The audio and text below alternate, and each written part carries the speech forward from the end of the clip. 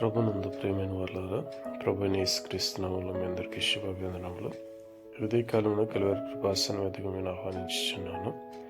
యెహోషువ గ్రంథం 22వ అధ్యాయము 8వ వచనంలో, మీరు మిక్కిలి కలిమిగలవారై అతి విస్తారమైన పశువులతోనూ వెండితోనూ బంగారుతోనూ ఇత్తడితోనూ ఇనుముతోనూ అతి విస్తారమైన వస్త్రములతోనూ తిరిగి మీ నివాసములకు వెళ్ళుచున్నారు.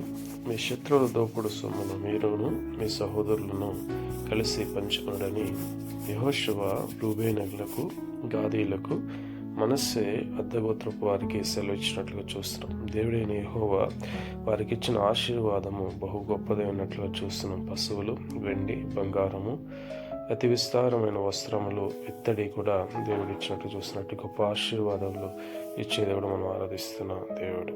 ఆమేన్.